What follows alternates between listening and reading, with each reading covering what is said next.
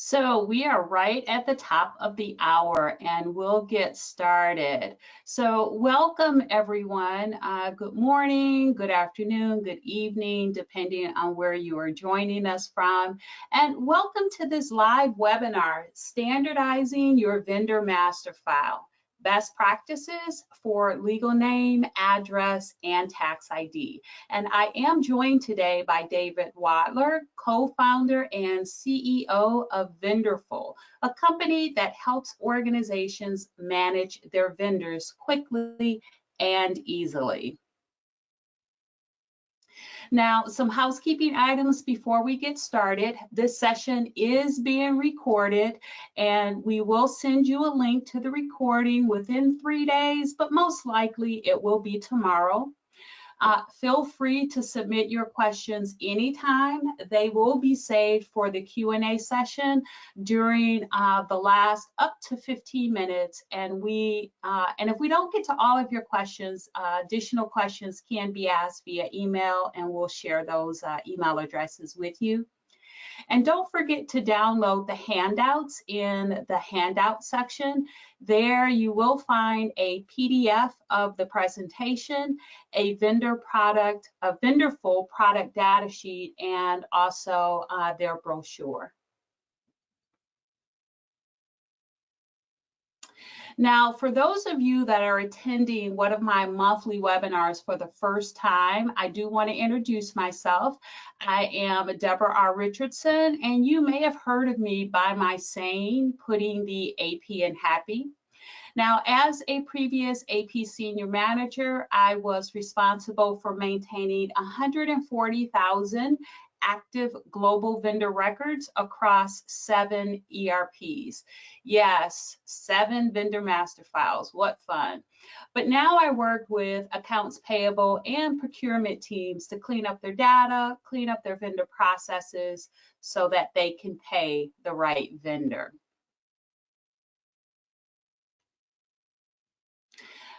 Let's now review the agenda. So we will look at standardizing the vendor master file, first looking at best practices in naming conventions, and then best practices in address standardizations, and then finally best practices in tax identification numbers. Then we'll switch over to hear from David on how you can have smarter vendor management with a demo of the Vendorful portal. And then we'll wrap up with a Q&A session. But first, we're going to go ahead and go to our first poll question, and I'm going to go ahead and launch that. Okay. So the poll question is, who owns the vendor master file? I know it can be different in different companies. So for your company, go ahead and select whether it's accounts payable, whether it's procurement, whether it's the master data governance team, whether it's split between 2 groups, or maybe it belongs to another group.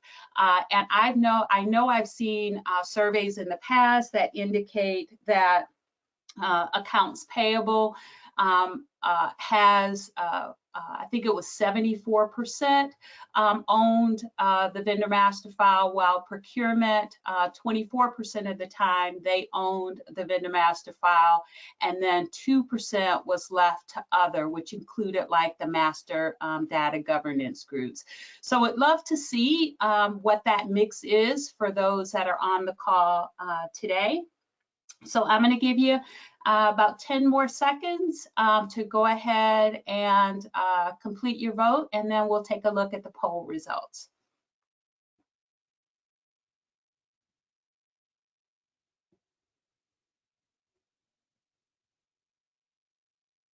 All right, so I'm going to go ahead and close that poll.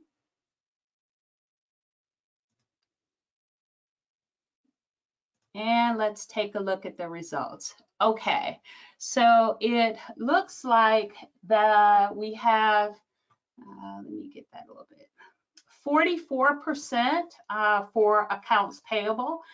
So that is the highest, but we do have purchasing coming in at 24%, which was what was I just talked about what was seen in the survey a few years back. And then we have 16% both for master data governance teams and also situations where it's split between two groups. And we didn't have anybody identify other. I probably would have asked to see what that other was, but we didn't have anyone that selected that. Okay, so we're going to go ahead and let me get rid of that. All right, so now let's get into standardizing the vendor master file, starting with conventions for vendor legal names. Now, what are the benefits for standardizing the vendor legal name? Well, the first one, of course, is to maintain compliance with regulatory agencies and watch lists. So once you do your original validations for your vendors when you onboard them, that information must be revalidated to ensure nothing has changed. And these revalidations are sometimes done in bulk, and you want to make sure you can pull those vendor legal names and not have to reformat or make changes before you can do those revalidations. So that's one. The second benefit is that it avoids duplicate vendors. We know that duplicate vendors can cause duplicate payments and also can be an indicator of fraud. So entering in the vendor legal names the same way allows your team to better find that vendor if they already exist, either through the search function or when running a report to find duplicates. And if there are duplicates, it makes it easier to find when you can sort them by legal name, if you export them out of your ERP into a report. So it makes it easier to sort them by vendor legal name. Again, since I know many of you are still doing duplicate reviews manually, and typically when you do a duplicate review, you will find 5% of your active vendors are duplicates. And if you haven't done a duplicate vendor review in a while, that percentage increases. Now, the third benefit is easy search for AP and other internal employees. So with a naming convention standardization, you can now create a cheat sheet with how to search for vendors. That will save your internal employee from contacting accounts payable and or procurement, whoever owns the vendor master file, or even perhaps from contacting your vendor to collect information to get them set up. When they're already set up, they just couldn't find them. All right, so let's talk about best practices for naming conventions. Now, for US companies, the IRS is a big factor. It's where we get additional work with B notice processes as well as fine and penalties if that vendor legal name plus 10 combination is invalid. So many of these best practices or points are based on the IRS name control. And in general, the IRS uses as its name control the first 4 characters of the last name of the person or the first 4 significant letters of the organization whose TIN is being reported. So let's look at some of these best practices. Now, the first one is spaces and special characters. So per the IRS, hyphens and blank spaces are the only special characters allowed in the name control. All other special characters should be eliminated. Also, if you're looking at AP automation where you have to import your vendor master file, special characters may have to be removed. So the periods in IBM are not entered. Now, the next one is the, and this is one that I didn't know until just recently, and it's very interesting because the IRS disregards the word the unless it is followed by only one other word. And I previously thought that you should not include that in your vendor master file, but if it's followed by only one other word, the IRS does use that as its name control, and so you can include that as part of your naming convention. Now, the next one is state and local governments. And I'll tell you, this is one that I have had to clean up in the past, because state and local governments can be very confusing. It's best to standardize by using the legal name, or having the legal name as that entity name, followed by the 2-digit state, and then adding multiple departments to the same vendor record as the first line of the address, if you have a system like Oracle or PeopleSoft. That way you can pay the water bill, local taxes, garbage collection, whatever other departments you pay for that city or state from one vendor account. So all the departments of the city of Raleigh, North Carolina, would be under City of Raleigh, NC, and the Raleigh Water Department, Raleigh Tax Department, etc., would be the first line of each of the attached addresses for that vendor record. Now, for systems like SAP, for example, if you are using ECC6, you can still use the city of Raleigh, but you have to have a separate remit to vendor for each department, and follow that partnership page. And then the next one is acronyms and abbreviations. Another example from IBM: avoid acronyms unless the vendor is better known by it.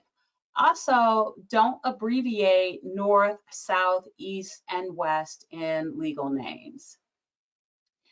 The next one is capital letters. And so my preference is capital letters, so you don't have to worry about team members having to determine which part of certain legal names to capitalize. The less decisions to make, the better. And then the next one, individuals and married persons. So individuals, my recommendation is last name first, and then first name last. If you have a husband and wife, you can put them on the same, put their names in the vendor legal name field, and it's same with the person, and start with the person whose social security number is on the W-9. And typically, if you have a husband and wife, you'll have the husband and wife on the W-9, and it'll be circled which individual's social security number is on the form. And so you want that one to be first, followed by the full name of the spouse. But you do have to have some system considerations. So the first one is search capabilities. How does your system allow you to search for the vendor? Is it with a short name, full name? How much of the vendor name is even displayed in the vendor search result? Will it allow the accurate selection of the vendor by groups outside of the vendor master team? So when they see those results, will they know which vendor they need to select? The next one is character limits. So the IRS and the United States Postal Service, USPS, have recommended limits of 40 characters and up to 2 lines of name. So how many characters does your system allow for the vendor name? And if you have an overflow, what do you do with that?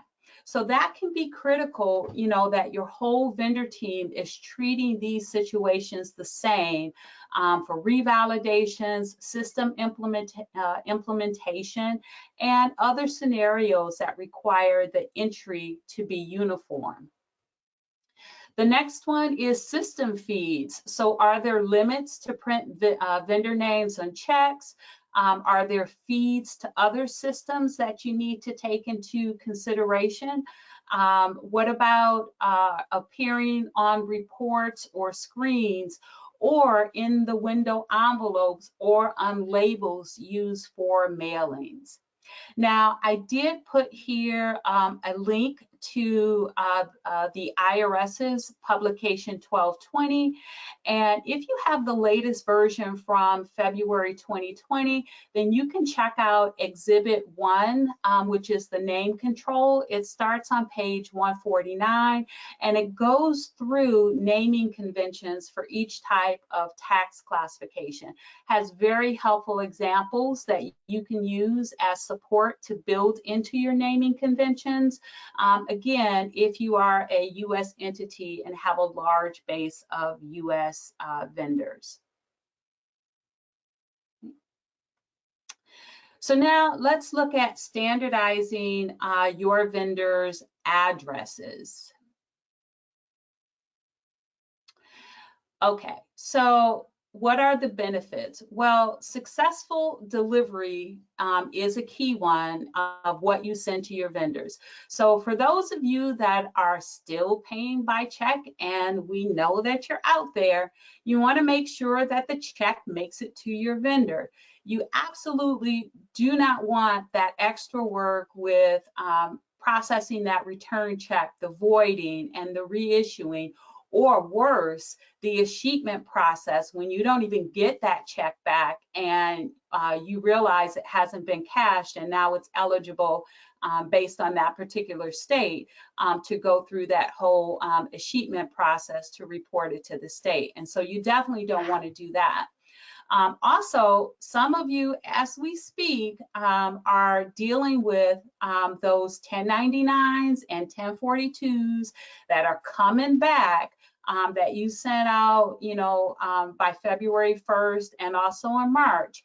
So standardizing based on your vendor's country can ensure that those things are delivered and you just don't get them back and then have to rework them. And again, just like with vendor naming conventions, it helps to avoid duplicate vendors. Everyone knows to search for duplicate vendors by legal name or to search for vendors by legal name, but you should also search by address too. And having it standardized will increase the likelihood of a match if they are entered the same way. And that in turn, again, makes it an easier search for AP and other internal employees, because now with address standardization, you can include that and create another way for your staff and your internal employees to search and actually find those vendors.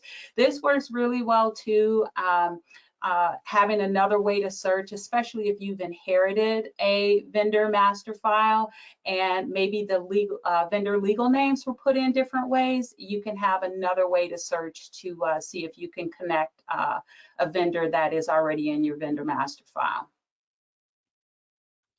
All right, so let's look at some best practices for address standardizations. Again, with the, let's go up here. So with the payee and vendor country, it really should be based on vendor country. And I say payee because if you're in the US and you're sending to the US, of course, you're going to use United States Postal Service. But if you're not in the US and you're sending to a vendor that's not in the US, you would use an alternate source. And we'll talk about some resources below. State and local governments, again, make sure that you're putting as that vendor, if you're able in your system to have additional addresses tied to that on one vendor record, that you're putting that department in the first line of the address. And then the same with acronyms and abbreviations. For addresses, you want to use numbers in street abbreviations versus words. Spell out the directions north, south, east, and west, and also spell out the words in city names. So St. Louis is not St. Louis, it is SAINT Louis. Okay, and then the same with capital letters. Again, my preference is capital letters, so no team member has to determine which part of that address to capitalize if that is an issue with the street address name. Less decisions to make. PO boxes, so the standard is to remove special characters and also to collect the physical address, since a PO box only can be an indicator of fraud. But you do want to remove those periods. So P.O.box1234 should really just be PO Box 1234. And people put these in multiple different ways, so you want to make sure you standardize that. Now, some system considerations. Some of your accounting system or ERPs have address validations, and I've had clients that have had things like clean address tools or other tools to validate addresses, or maybe even to get tax codes based on geography. Some turned it on, some turned it off. Both the USPS, so United States Postal Service, and the Universal Postal Union, that is international, they both now offer address verification APIs. So if you don't have one for your accounting system or ERP, it is available. And if you don't have one, or you determine that you want to turn it off, here are some resources that you can use.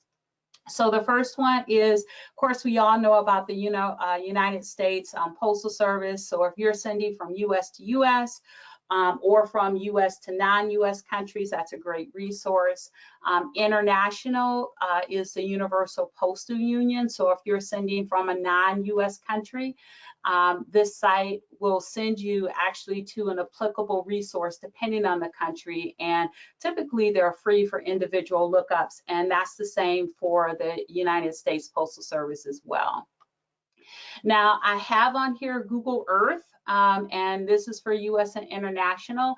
And for this one, you can check just to make sure you're not setting up a vendor with an address that matches to an empty lot next to a liquor store. And that may or may not have happened in my past. Now, these next two, you may need to subscribe for their paid subscription plans, but they are available. The first one, and they're both for US and international. The first one is Melissa Data. Here it validates, standardizes, and formats US and global addresses. It has an API. I actually use this to find information for nonprofits. It's really good for that too, so that's one option. The next one is Smarty Streets, and Smarty Streets validates, standardizes, and gives you the address status.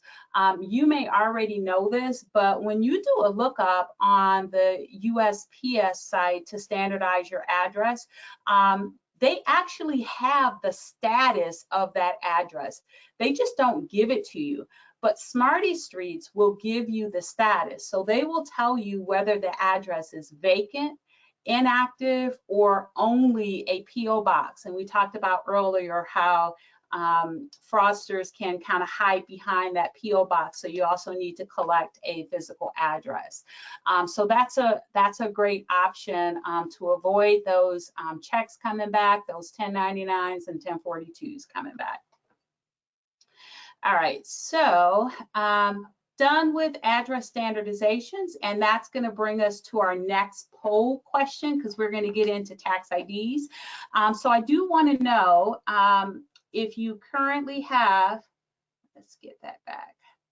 So I do want to know, and I'm launching it now, yes, no, not sure, do you currently require one tax ID per vendor record? Just want to see who's out there doing it. I know there are certain limitations based on your accounting system or ERP, but just want to get a feel for for what those that are attending this call are doing. So I will give you a couple more, maybe about 20 more seconds to record your vote. Yes, no, and if you're not sure, you can put that too. Okay. And we're still getting votes in. 10 more seconds.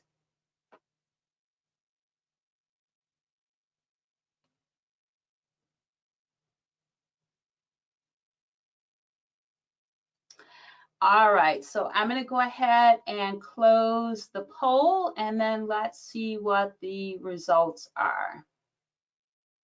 Oh, that's great. So we've got 83% says yes, 8% says no, and I'm going to assume that the 8% that says no, the majority of you is due to system limitations.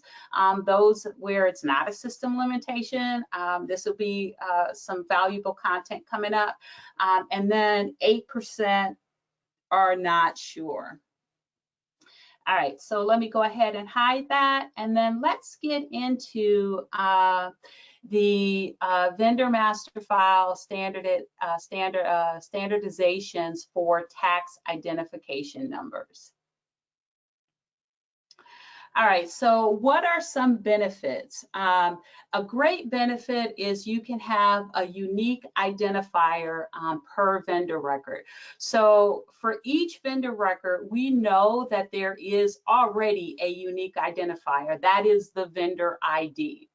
But when you are pulling those spend reports and or trying to calculate how many unique vendors you have, that tax ID may be the only way to know that with 140,000 active vendors that I talked about before across multiple ERPs, that there are actually only 48,000 unique vendors, since you can have vendors, again, existing in multiple ERPs.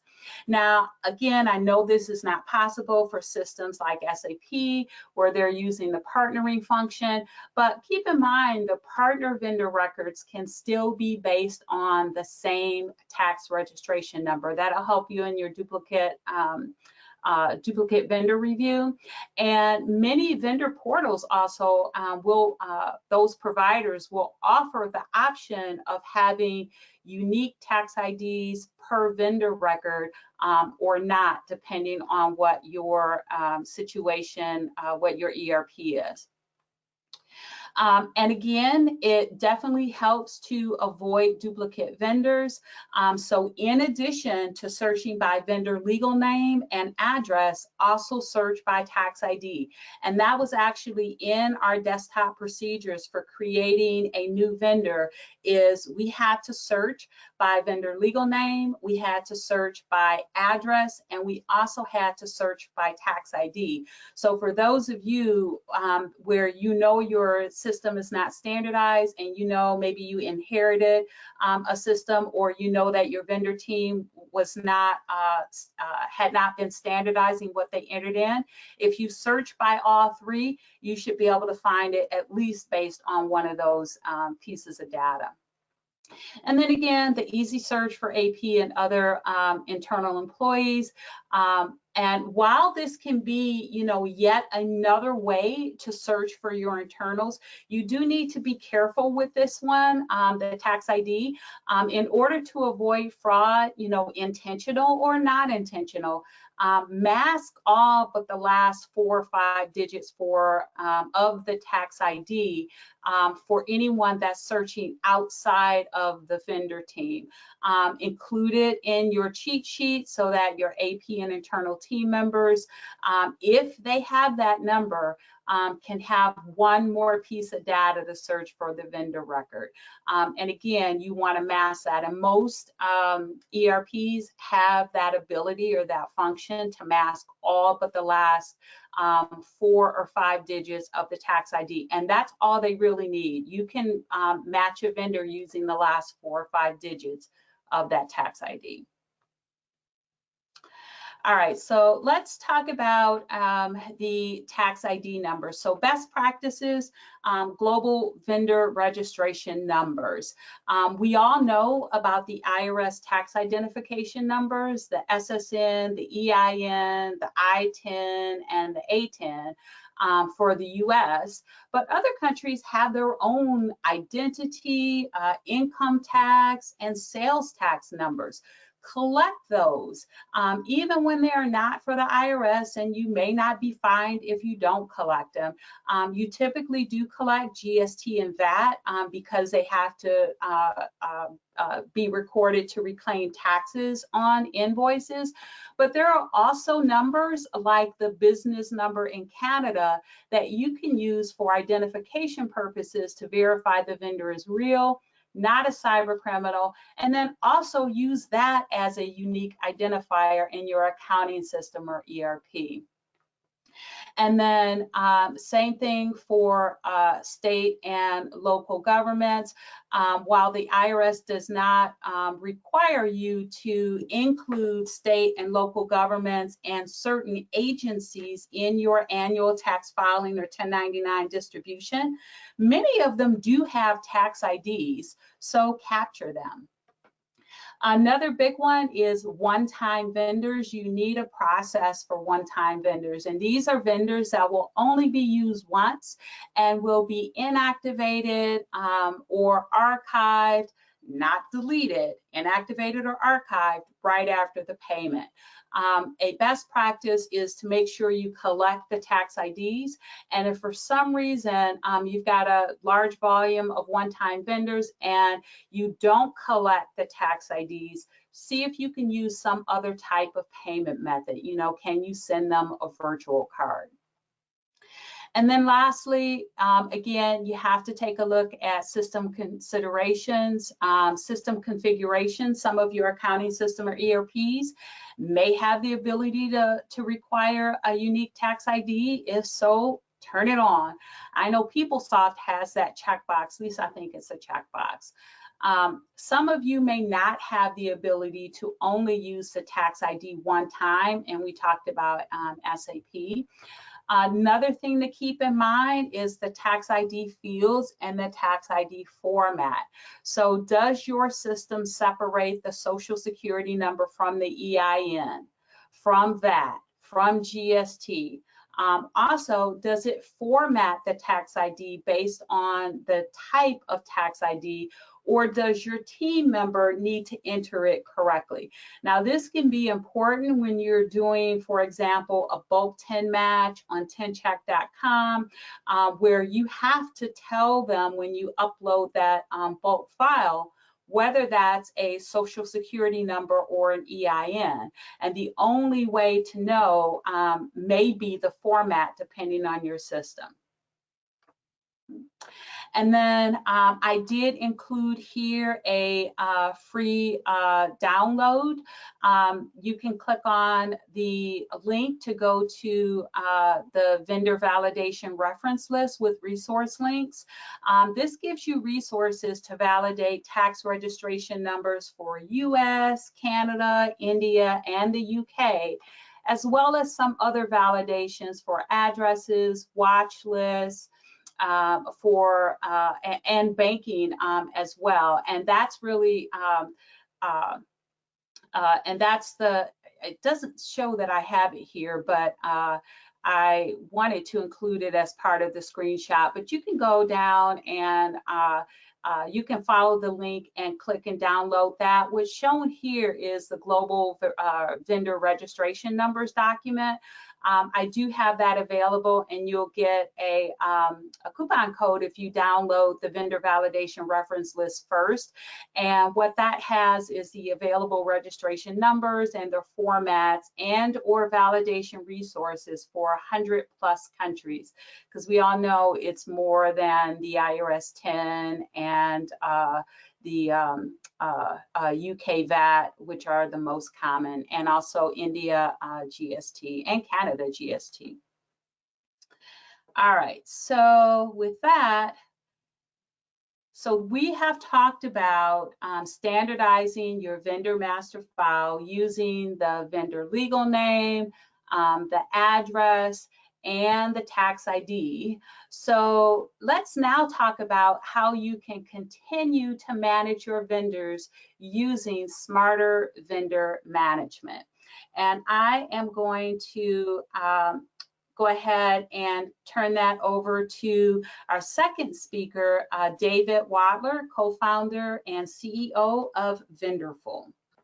Hi, thank you so much. First of all, I want to thank everybody for attending today, and then I want to apologize. I live in a New York City apartment, and due to Murphy's Law, there are literally 3 apartments on my line that are apparently doing construction today, and we've spoken with the construction companies, and they're going to try to pause as long as they can, but there will probably be a bunch of background noise coming soon. So I'm going to speak more quickly than I would otherwise want to, in an effort to show you, the product as quickly as I can. So happy to do follow-up discussions and demos after this, just because I don't want people to have to go deaf from the background noise while doing this. So Debra, if you could make me the administrator for a moment, I'll share my screen. Thank you. And I'm going to share my screen here. Okay, so this is Vendorful, and we have a very simple solution for helping companies onboard and manage vendor data. And so the first area I want to show you is we would call a vendor template. And before we dive in, I thought the interesting poll results from the first poll were that even though AP was by far the leading place to manage this, they represented still under 50%. So our view is that whether you're an AP or procurement or finance or anywhere else, you should be able to get access to this data. And so in Vendorful, you can build what we call a template. And this will be all of the information that you want to collect about your vendors. This is completely customizable. In fact, you can have different kinds of vendors and collect different data for different vendors. And you might say, we're going to create a new group, right? That group might be called the AP information. And we can say, all right, well, in the AP information, we want to have a TIN, right? And this is a tax ID number. And we can decide whether this number can get onboarded by the vendor directly or whether we need to do it, et cetera. Does it need to get refreshed or renewed at any point in time? And I can go ahead and I can add this. I can then, for any kind of vendor I have, right? So this is my standard vendor. If I wanted to add this AP information, there it is. And so it's very easy. You don't need professional services. It's all point and click. There's no protracted implementation. We literally turn on your account, and if you have the data that you want to collect, if you're running a supplier diversity program, which is maybe separate from your AP data, we can capture that. Now, what this looks like in practice is, and I'm sorry, Debra, I did not adhere to all of the best practices. I didn't even know what they were until today, so maybe this should be all capitals. You can then begin to see all of this data in the system. And in addition to making it very easy to update and modify, so for example, let's say we have a status change on this vendor over here. So I'm going to go ahead and I'm going to edit this, and I'm going to change the status to approved. And I'm going to save that change. I now have a full audit history of who made the changes, when they were made, what was changed at what point. So if you do ever run into a problem, you should be able to find the root of the problem. Similarly, if you have information that's expired, you should be able to see that as well. I mentioned that this ties in more broadly to other roles. So AP might use it, procurement might use it, and they might use it for doing things like running RFPs, and they can see all the RFPs that were ever run. Finance might use it to keep track of spend. And certainly a lot of people are going to have contacts with the company, and there might be people that you deal with on the AR side, as well as people who might be in customer service or account management or what have you. You can keep track of all of them in here. Onboarding is very easy. You can simply create kind of a skeleton, right? You just add the name of the vendor and then you invite the person to complete it and you put in their email address and they can self-onboard. Now, there are certain situations where you're going to have a more sort of step-by-step process. Maybe there's approvals and things, and in Vendorful you can do that as well. So in Vendorful, you could build intake forms, and you could ask, for example, a vendor to fill out an intake form, and this can have, again, any kind of information you want. So if I want to have, a tin, right, I can simply add that, and there's the tin, and this will create a form, and that form will look like this, and I can send that form to the vendor, and I can say, hey, vendor, you want to work with us, I need you to fill out this form. And it supports things like document upload. They need to upload a W-9, for example, which I imagine you'll need in 99 to 100% of the time. And that form can then kick off a workflow. And in this case, I've built a workflow here, and I'll just show you, take a zoomed out view, that in this case, there's going to be an initial approval step. So that step is going to be assigned to somebody, and they have to go and say, all right, are we going to work with this vendor, yes or no? Then there might be a step where internally, maybe on the AP side, there's some standardization and supplementation of the data. And by standardization, I mean maybe when the vendor entered the data, they didn't follow the best practices. And so you're going to convert that data maybe to all caps or what have you, make sure it's best practices. And there might be supplemental data, right? And this could be things like, is this a preferred supplier? Is this a high-risk vendor? And this is stuff that the vendor is not going to decide for itself. You are going to decide it. So you're going to supplement this data. Then maybe it goes through another approval, and then it'll go through the onboarding process.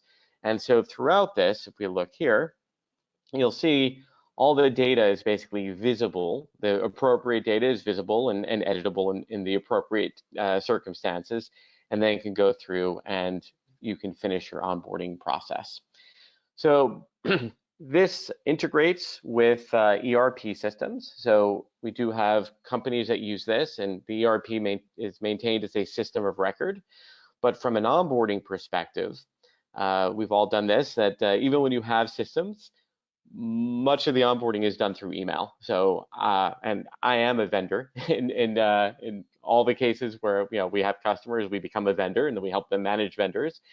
And before they implement our system, we go through processes where they will send us documents, and we have to fill out these documents.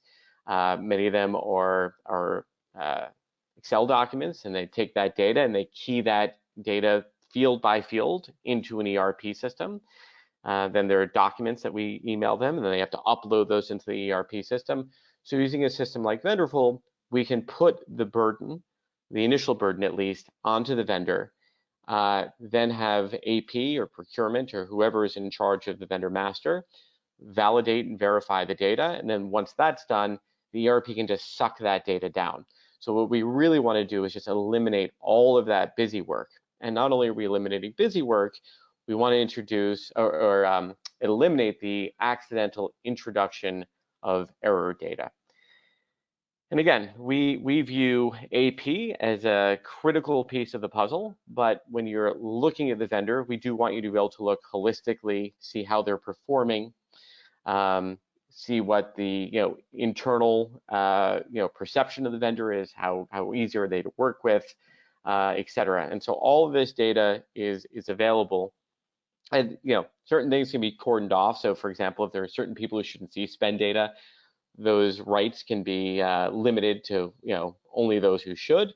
But we don't want the AP people and the procurement people not just competing against each other, but living, frankly, in two different systems, because then you end up with additional problems reconciling the data and really getting a holistic view of your supply base. So pretty fast. I avoided most of the drilling. My wife was kind enough to run upstairs and ask the multiple crews to pause for a little bit, but I think I only have one more minute until they start drilling. So I'm going to turn this back over to Debra, and thank you all for bearing with me while I spoke so quickly. All right, thank you, David. Okay, so I do want to post here, and again, this will be in the PDF handout as well. If you'd like a demo from Vendorful, you can go ahead and click this link to request one. And then finally, our last poll question, I'm going to go ahead and launch that. And you know, we just talked about processes, standardizing your vendor master data, a way to handle your vendor data smartly. And so the last question is, what is the #1 problem with your current process for managing vendor master data? Is it too much manual work? Yeah, we've all been there. Is it lack of vendor management software? Or do you have software, but it's too complex or cumbersome? Finally, do you have poor vendor engagement, or is there something else that's an issue? So I'll give about 20 more seconds. Go ahead and answer your #1 problem with your current process. Debra, I just want to point out that I think there is a typo in the way this is done. So one is should be too much manual work. What should you? I think you should just like guide people to what these things should say. Yeah. Oh, okay. Oh, I see what it says. A is too much manual work. I see what you're saying. B is lack of vendor management software. C is the software solution is too complex or cumbersome. D is poor vendor engagement. I see D is the same as SC. So D is poor vendor engagement, and then E is other. So go ahead and answer that. Again, that duplicate software solution is too complex or cumbersome. The second one, D, or the last one of those duplicates should be poor vendor engagement. So go ahead and select that second one if you got that poor vendor engagement. And B is you don't have a product.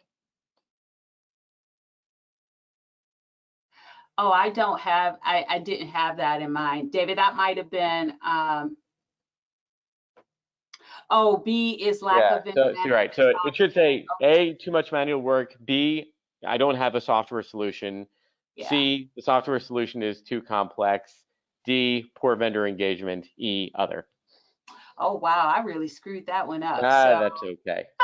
Yeah, and no one answered. Also, no one answered for lack of vendor management software. So if you have a lack of vendor management software, I don't know if you can change your answer, but if you haven't answered yet, go ahead and answer that as the second one, where you are now seeing what is the #1 problem with your current process. So if anyone has that, go ahead and answer the second one for lack of vendor management software. So we've got most people that voted, and let's go ahead now and close that, and then take a look at the results. All right, so 69% of you, clicking too fast. So 69% of you said that you have too much manual work, and I can totally believe that. Dealing with your vendor master file, there's not a lot of automation out there if you don't have a separate solution to collect that information uniformly. Vendor master file cleanups are almost totally manual. Duplicate vendor reviews are manual, so that makes sense. The second one, second highest was 15% for others. So you've got other problems other than manual work, lack of software, or the software is too complex, or just poor vendor engagement with your software. 12% answered, which was the next highest answered for poor vendor engagement. And we typically see that out there with those tools when the tools are just too cumbersome, when they're too complex, just kind of just difficult for the vendors to complete that registration process and maintain their file and maintain their registration. So you'll see that poor vendor engagement. And then you can also have it internally as well. And so 4% just answered the fact that it's too complex or too cumbersome. So if you have that internally, if it's too complex, too cumbersome, you can have that poor vendor engagement. All right, and then no one answered the lack of vendor management software, and I'm assuming because you maybe already voted, and maybe that's part of the other, you already voted, wasn't able to select that.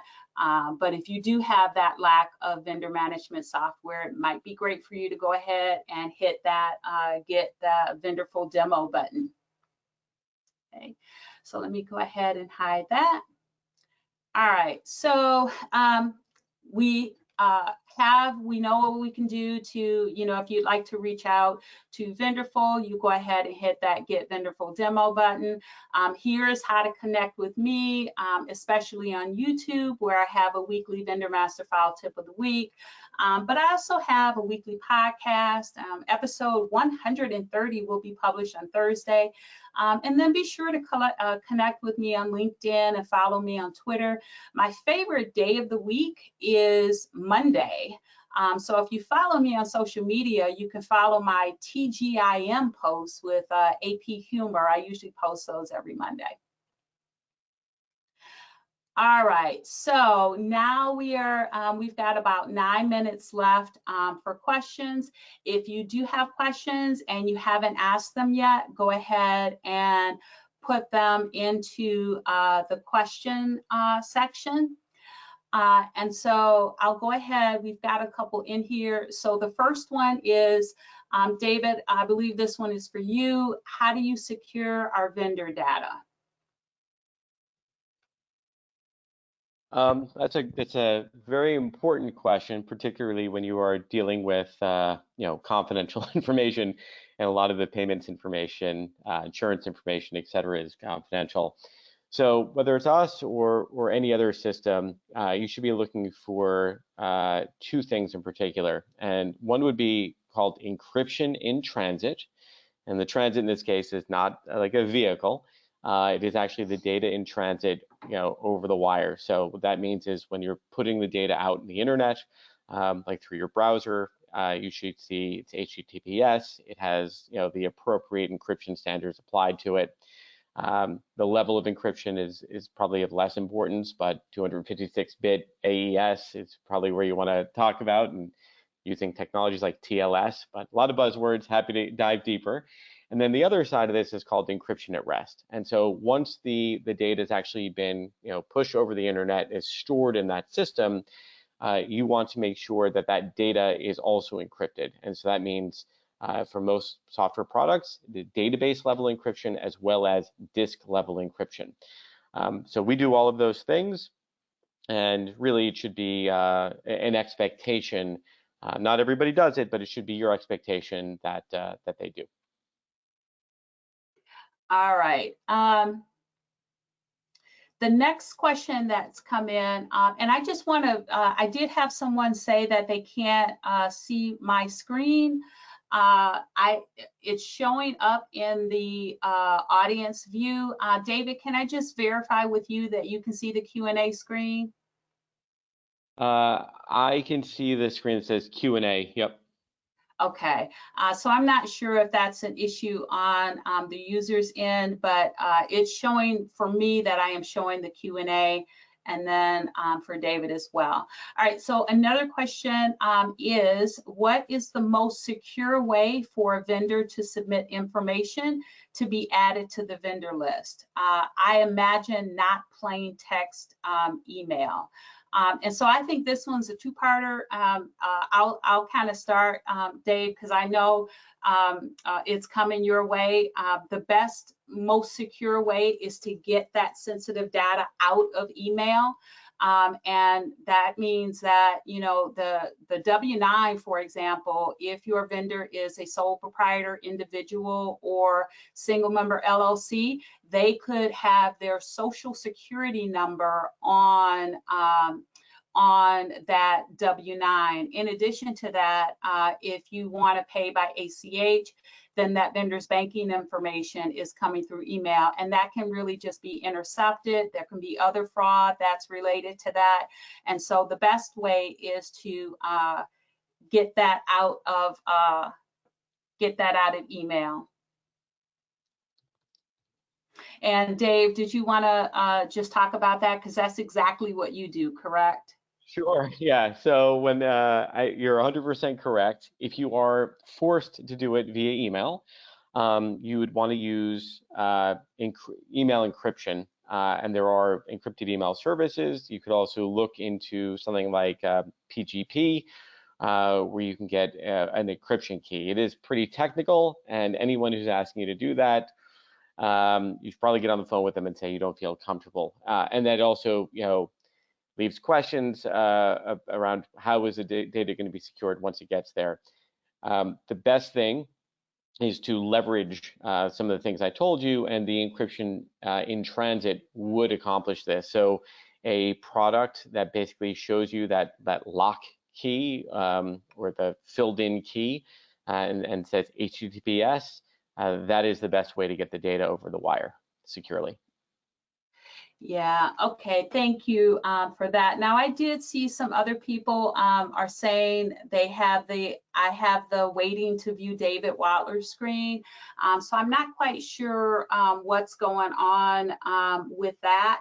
I will say though that the information to connect with us and to ask a question if we don't cover it here, we've got about 4 minutes left, is in the PDF. So make sure you download the PDF handout of the presentation. You'll get all the links to contact us, connect with us, and that includes, again, the email addresses to email us if you have questions after the webinar.